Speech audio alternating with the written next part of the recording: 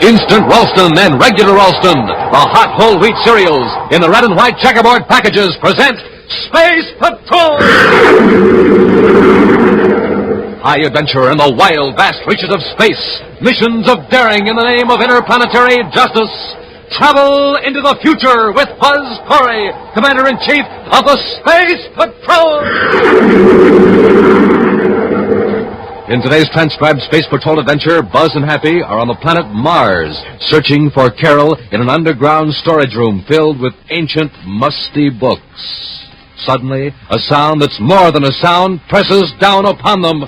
Commander, my head hurts. So does mine. I can hardly stand it. What's causing it, sir? Ultrasonic vibration. Yeah, but where are they coming from? From the resonator up near the ceiling. The vibrations kill insects that attack the old documents. What'll it do to us? If we can't shut off that resonator, we'll meet the same fate as the insects. We'll return in just a moment with today's exciting Space Patrol adventure, the Martian Masquerade!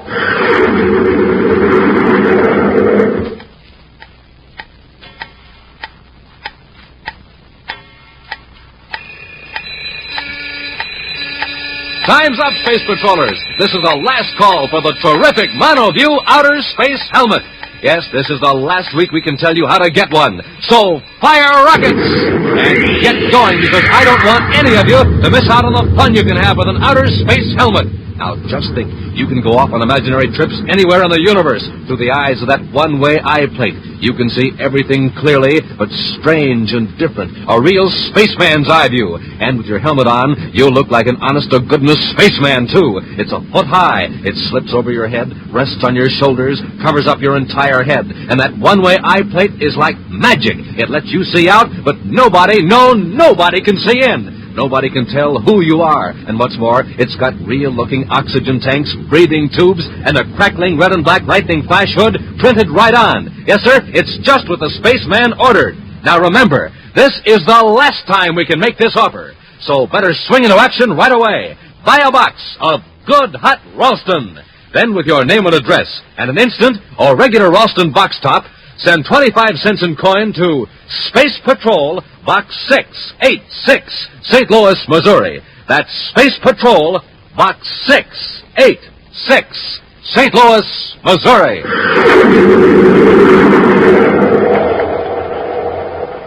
And now, today's Space Patrol adventure, the Martian Masquerade. In Commander Corry's central office at Space Patrol headquarters on the man-made planet Terra, Cadet Happy is attempting to explain a sudden change of plans to Carol Carlisle, daughter of the Secretary General of the United Planets. Well, that's about all I know, Carol, honest. But I don't understand. Oh, here's the commander. He'll explain it. Explain what? Hello, Carol. Good morning, Buzz. Hap's been trying to tell me that we aren't going to Jupiter. He's right. Oh, no. I've been trying to reach her all morning. Something came up at the last minute. Happy and I have to blast off for Venus right away. But why, Buzz? I'm to meet Captain Hallcroft there and pick up some designs for a new secret weapon. Bring them both back to Terra. Oh, I see. Well, I guess I bought a lot of new things for nothing. No trip to Jupiter. Well, you'll make the trip all right. I've arranged passage for you in the Solar Queen. Happy and I will join you in a couple of days after we get Captain Hallcroft safely back to Terra. Meanwhile, on Venus, in a shabby room at the Venus Plaza, Zyla Kermody sits dejectedly before a dressing table, gazing at her reflection in a mirror. As the door opens quickly behind her, she turns to greet her husband, Earl Kermody. Well, where have you been? Where have I been? Wait till you hear it. I'm waiting. I've been waiting in this rat trap all day and without a thing to eat. All right, don't jump down my throat, son. Give me a chance to tell you the news. Look, Earl, all the news I want from you is when do we get back to Mars? That's what I want to tell you. Look at these spaceship tickets. Well, I won't even ask where you swiped them. Wait a minute, I didn't steal them. They were given to me by a fellow who wants a certain job done. Yeah? Yeah, and if we pull it off right, there's 20,000 credits in it for us. Maybe more. What kind of a job? All we got to do is go over to Venus City Space Hotel and remove some documents from one of the guests. Some plans of some kind for a secret weapon. They're in a plastic case, just like this one. Who's got the documents? Captain Hallcroft. I got his number and everything. Captain Hallcroft? Yeah, he's a Space Patrol courier. Well, are you out of your mind? That's all we need to get into a jam with the Space Patrol. Zyla, honey, let me finish. There's no danger at all. That is, if you help. I don't want any part of this. Wait a minute. Let me show you something. Here, look at this picture. Why, it's one of my Hey, it's not me. Don't you know who this is? It's Carol Carlisle, the Secretary General's daughter. I always said you looked like her. You really think so? Sure. A lot of people think so. Well, of course she wears her hair different, but I could fix mine. Of course you could, honey.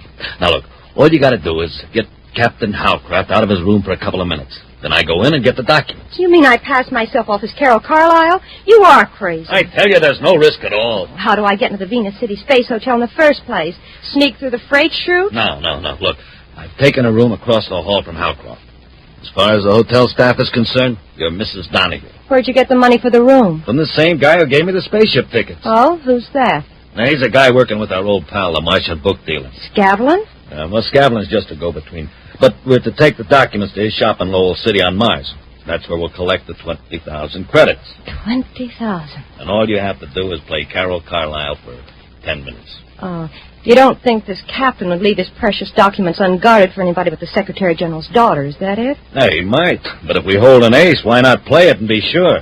Now, here's the way to work. Elsewhere, in a room on the 28th floor of the Venus City Space Hotel, young Captain Hallcroft tries to read a technical journal, but his eyes keep wandering to the ray gun handy on the table beside him and to the drawer containing a case of valuable documents.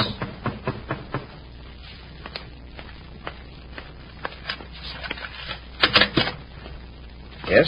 I hate to disturb you, but I wonder if I could ask you a favor. Oh, what kind of favor? I seem to be locked out. The electrolock's stuck, I think. Oh, I see. Well, I'll tell you what I'll do. I'll phone down to the desk and have them send a man up. If the lock's jammed, you'll need an expert. Oh, well, that's just what I was trying to avoid. It takes such a lot of explanation. You see, it's not my room. Some friends of mine, the Donahues, have the room across the hall.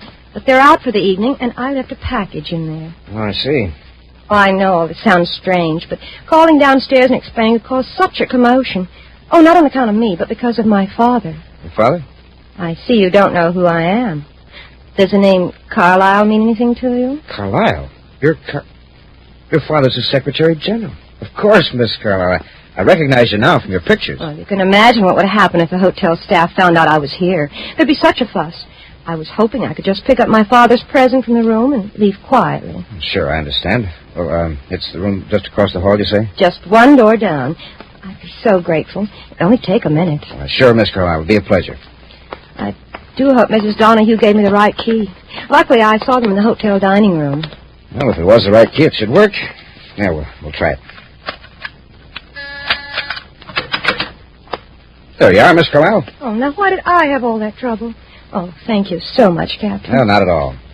Well, if you excuse me, Oh, just one more favor, if you don't mind.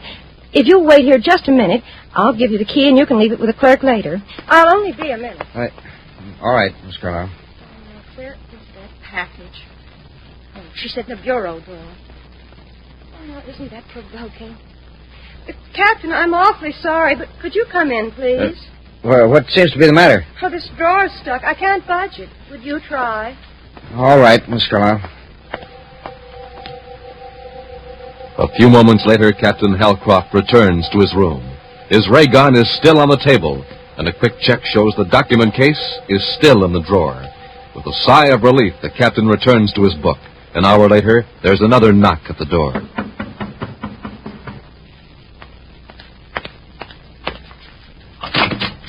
Captain Halcroft? Commander Corry. Come in, sir. Thanks. Captain, this is Cadet Happy. How do you do? How do you do, Captain? Wasn't expecting you so soon, Commander. But believe me, I'm very glad you're here. Any trouble? No, sir. I'll take the plans, Captain. But you're still to follow your original orders, just as though you still had them. Yes, sir. Here's the case, Commander. I'll remove the plans so you can take the case with you. It's empty. Smoking rockets.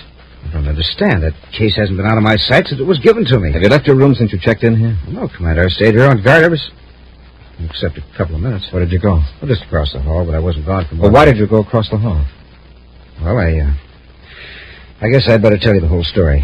Miss Carlisle needed help getting into a room. Who is Miss Carlisle? Well, the Secretary General's daughter, Carol Carlisle. Captain, Carol Carlisle is on her way to Jupiter. She looked exactly like her. Hair, eyes, everything. She's an imposter. You say she had a room right across the hall? She said it was a friend's room, Mrs. Donahue. I have the key. She left it with me. Happy, take the key. Check that room. Yes, sir. Come on, Captain. We'll go down and talk to the desk clerk. 15 minutes later, Buzz Happy and the very worried Captain Halcroft are in a surface car heading for the Venus City spaceport. Commander, I can't tell you how sorry I am. Well, all we can do now is find those crooks. Well, we're looking for 3 of them, a man and 2 women. Is that right, sir? No, Happy, just a man and a woman. The woman who posed as Carol is also Mrs. Donahue. Well, how do you know that, sir? I showed a picture of the real Carol to the desk clerk. He said that if Mrs. Donahue arranged her hair differently, she'd look exactly like the picture of Carol. Oh, then she entered the hotel as Mrs. Donahue, went to the room, fixed her hair differently, and knocked on Captain Halcraft's door, right? I fell for it. You were fooled by an expert, Captain. She had all the props, even the gift package in the drawer. Yeah. And while you were opening the drawer, Mr. Donahue slipped into your room and got the documents. Well, our best bet is to try to leave Venus before the theft is discovered. If they don't show up at the spaceport, we'll start a search of the entire city.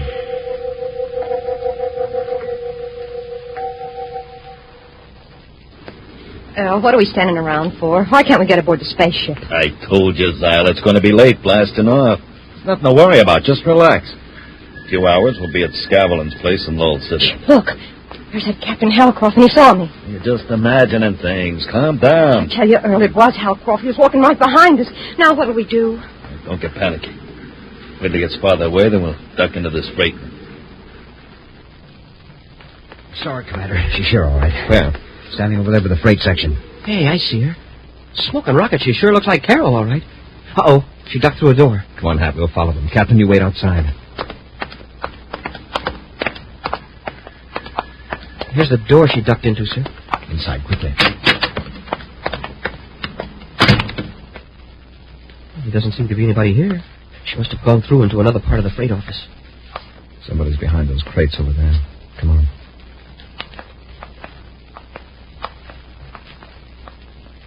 All right, lady, come on out. So I'm out. Hey, no wonder the captain was fooled. Well, what do you want? I haven't done anything. If you haven't, I'm sure you won't mind coming with us. That's where you're wrong, mister. Commander! Wait! Are you... Oh, you really clobbered him. Come on, let's get out of here. We'll return to Space Patrol in just a moment. Gang, hurry, hurry, hurry. This is positively, absolutely, definitely the final week we can tell you about the terrific, the sensational, the wonderful Monoview Outer Space Helmet. So hurry, hurry, hurry. This is the last time we can offer the swell Monoview Outer Space Helmet and tell you about the swell times and the swell fun you can have with one. You know, it's the one and only outer space helmet that keeps your identity a complete secret, because that one-way eye plate lets you see out, but nobody else can see in. It's got special outer space ear plates, too. Everything you hear sounds like it's coming from way out in space. And don't you forget about those real-looking oxygen tanks, breathing tubes, and neat lightning flash hood printed on. So hurry, hurry, hurry. For only a quarter, 25 cents and a box top, you can get a Monoview Outer Space Helmet. Just buy a box of good hot Ralston. Then with your name and address and an instant or regular Ralston box top, send 25 cents in coin to Space Patrol, Box 686, St. Louis, Missouri. That's Space Patrol, Box 686, St. Louis, Missouri.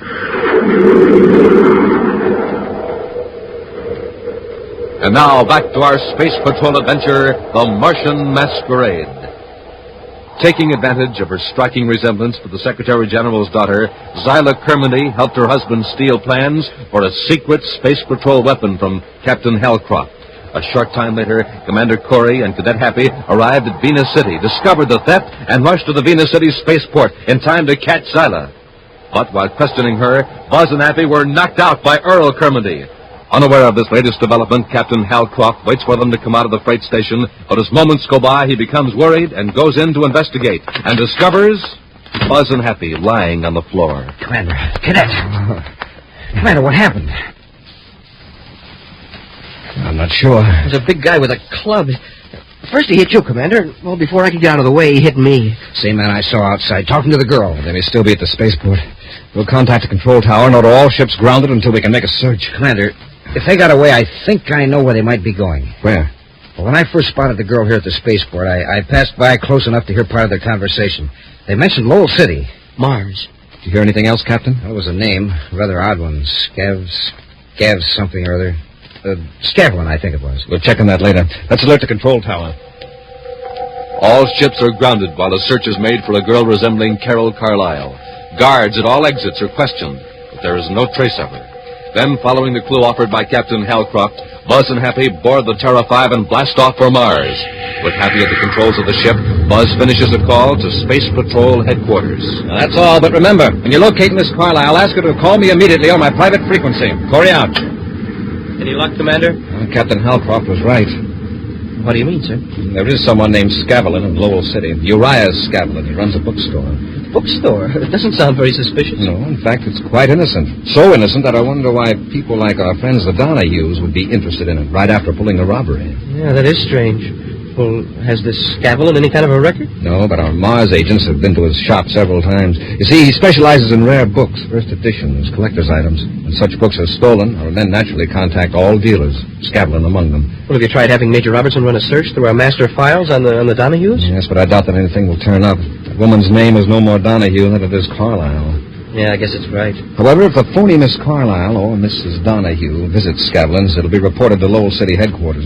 Carol Carlisle at Jupiter City headquarters calling Commander Corry aboard Terra 5. Carol Carlisle to Commander Corry. Corry here. I just got your message. When did you arrive at Jupiter City? There's a change in plans, Carol. Oh, Buzz, not again. Yes, and you're directly involved. Get the first passenger ship to Mars. I'll meet you at Lowell City Space Patrol headquarters. Mars? But why are you going there? I'll explain when you arrive. Well, can't you tell me over the space phone? Definitely not. Corry out. Well, after that, I'll bet Carol will be there waiting for us. A tall man and a blonde girl stroll down a side street in Lowell City, capital of Mars. The man carries a package under his arm, a package that might conceivably be a book. They pause before a large store bearing the sign, Scavlin's Bookshop. Oh, wait. Come on, Zyla. What are you holding back for? I don't think we should go in there. How else are we going to collect? Come on.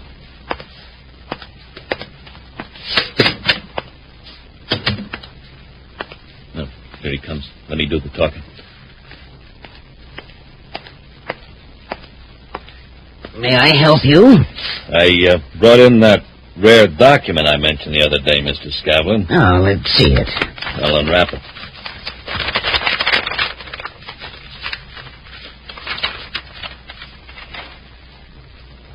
It doesn't look like much to me, just a book.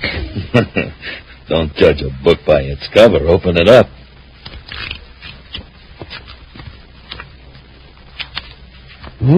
This is a rare item. Yeah, and it's genuine.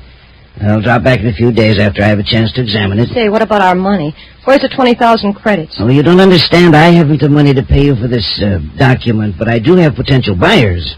If they are interested, they will pay me and I will pay you. Look, Scavlin, we ran a lot of risk to get those plans. Alec, let's do as Mr. Scavlin says. Oh, right. I don't like the setup. Mr. Scavlin's perfectly reliable, dear. Now, until he contacts me, you and I better split up. Split up? What for? We stand less chance of being caught if we're not together. Now, you go to our old place and wait for me to call you. Just a minute. Where will you be? Don't worry, I'll keep in touch. Now, you run along. Hours later, in Space Patrol headquarters at Lowell City, Carol listens to Commander Corry's account of the theft.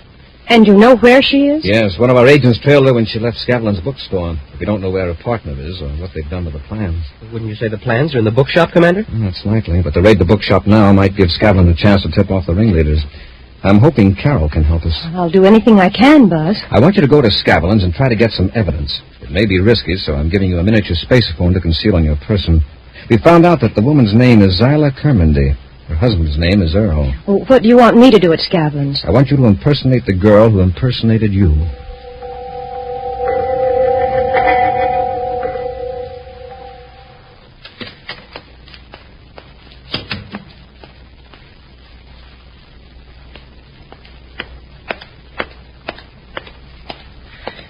Yes, ma'am. May I help you? Have you got the money? Money? You remember me. I was here the other day with my husband, Earl. Oh, yes, I remember. I asked you, have you got the money? The arrangement was that I am to contact Mr. Kermendy. Yes, but Earl changed his mind. He's tired of waiting. He can sell the plans himself. He wants you to hand them over to me, now. Why is he in such a hurry? And why didn't he come? He's afraid he's being watched. If he came here, the Space Patrol would get Earl and you too. Well, if that's the way it's got to be, just wait here a moment, Mrs. Kermendine. Oh, sure.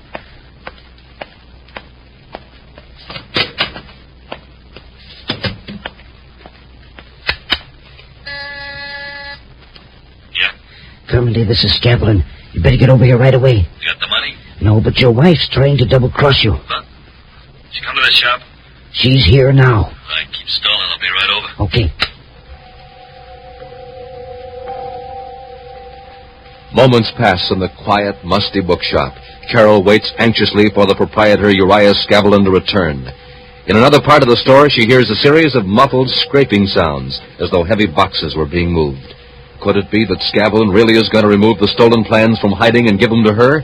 Suddenly, the street door bursts open. You are here, Silas. I'll fix you, you double-crossing little... Go, you're hurting I never thought me. you'd try to pull a trick like this. Wait a minute.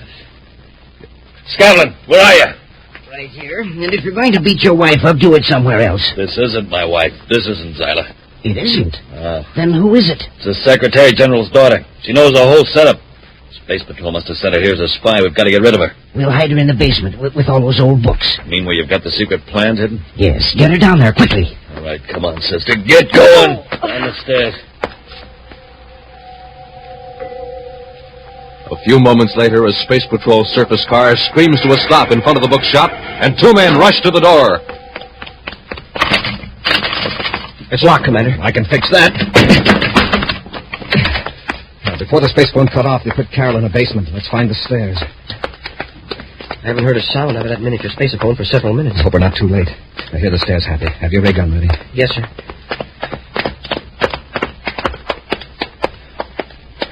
Gee, this place is musty. Yeah. Carol! Carol, where are you? Oh, Buzz, is that you? She's down this way, sir. Buzz, Happy. And the spaceophone worked after all. When they threw me down here, they broke it, and I was afraid you didn't hear me. Where are they now? They said something about getting a truck. We'll get you out of here, then come back and look for the plans. Yeah, before Scavlin and Kermendine get back. What's that? The door closed. Uh-oh. Looks like the boys are back. We're locked in here. Oh, Buzz. Now, don't worry, we're still all right. Captain Halcroft will realize there's trouble when he doesn't hear from us. Yeah, and... Commander, my head hurts. It's some terrible pressure. What's happening? It's ultrasonic vibrations. Where are they coming from? From the resonator up near the ceiling. Vibrations kill the insects that attack these old books. Yeah, well, what'll it do to us? Well, if we can't shut off that resonator, we'll meet the same fate as the insects. Buzz, I can't stand it any longer. The pain's driving me crazy. Happy, we've got to act fast. I can hardly move, and that sound's getting louder. It isn't the audible sound that's hurting us. It's the higher cycles. Happy, if we can move that ladder, raise it up. Crash it against the resonator. I'll try it, sir. It's heavy. Awful heavy. Commander, I can't hold it. I'll try it, Hap. It'll only reach. Hey, Commander, maybe I can climb it. You'd lose your balance, sure. You're getting it, sir. The top of the ladder is right next to the resonator. Push it hard, sir. You did it, sir. It's off. You broke the circuit. Yeah. Hey, Commander, Carol fainted. I know. She'll be all right. That gives me an idea. Listen. Is there anything in there, Scavlin? Of course not. The walls are insulated. But I can guarantee there isn't anything alive in that room. 1 minute of those ultrasonic vibrations is all a human being can take. They've had 5. I'll cut the switch. Now we'll open the door and take inventory.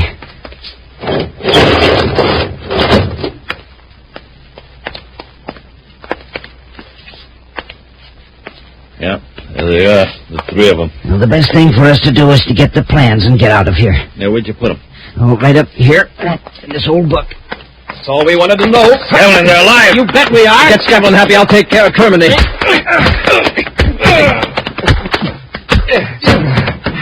Keep an eye on him, Happy, while I take care of Carol. I'm all right, Buzz. Here, I'll help you up. Oh, thanks, Buzz. Well, Happy, I thought I told you to keep an eye on our prisoners. Oh, excuse me, sir. I was just noticing a book here. A real old one, printed way back in 1955. 1955. Well, that's 1,000 years old. Commander, can I take it with me to read in the ship on the way back to Terra? It looks real interesting. Oh, what's the title? Why Man Can Never Visit Other Planets.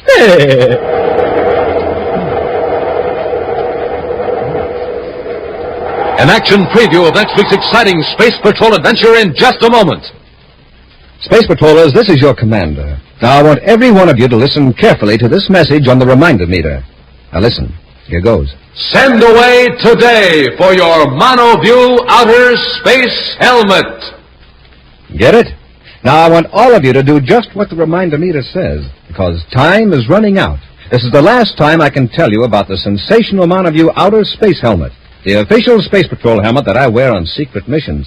You know, with your helmet on, your disguise is complete. The specially designed one-way eye plate lets you see out clearly, but nobody else can see in or tell who you are. Remember, too, the helmet has real-looking printed oxygen tanks and breathing tubes. Comes in mighty handy on space jaunts. And there's outer space ear plates, gleaming lightning flash hood.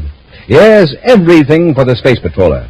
Captain Tufeld, tell the Space Patrollers how to get one. Yes, sir, Commander. Just buy a box of good hot Ralston. Then, with your name and address, send 25 cents in coin and an instant or regular Ralston box top to Space Patrol, Box 686, St. Louis, Missouri. That's Space Patrol, Box 686, St. Louis, Missouri. And send away today for your MonoView Outer Space Helmet.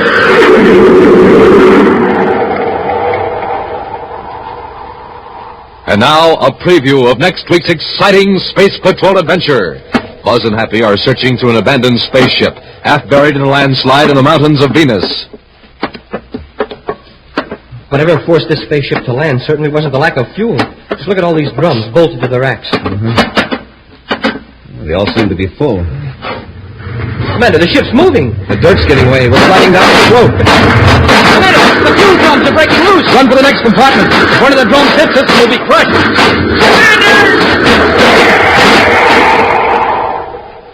Be sure to join us next week for the thrilling story, The Treasure of Mount Rollcab, when Instant Ralston and Regular Ralston again present Space Patrol! Space Patrol, created by Mike Moser, starring Ed Kemmer as Commander Corry and Lynn Osborne as Cadet Happy, was written by Lou Houston, produced and directed by Larry Robertson, executive producer Mike Devery. Other players were Virginia Hewitt, Ken Mayer, and Norman Jolly. Dick Tufeld speaking. Now, don't forget to tune in next Saturday and every Saturday when Instant Ralston and Regular Ralston again present Space Patrol! This is Dick Tufeld in St. Louis reporting on the twin-jet Air Force fighter, the McDonnell Voodoo XF-88A. In a moment, we'll hear from the noted test pilot who flies this plane, Phil Houghton. Speed of the Voodoo is a military secret, but it's plenty fast. Wingspan is 40 feet, length 55, weight 10 tons. And now, Phil Houghton recorded this morning at Lambert Airfield. After seeing the Voodoo, I guess you know why I like my job. There's one thing about it, though. A test pilot has to stay in good condition, get lots of sleep, and eat good, healthy food. That's why I like rice checks and wheat checks for breakfast. They've got plenty of energy in them, and they really taste swell. I think you'll like them, too. No other cereal, puffed or flaked, contains so much nourishment in such concentrated bite-sized form. So do as Phil Houghton, J. Ray Donahue Jr., and other top test pilots do. Make your cereals rice checks and wheat checks. Be sure to see another exciting Space Patrol program on your local ABC television station. Consult your local newspaper for time and channel. This program is broadcast to our armed forces overseas through the worldwide facilities of the Armed Forces Radio Service. Space Patrol came to you transcribed from Hollywood.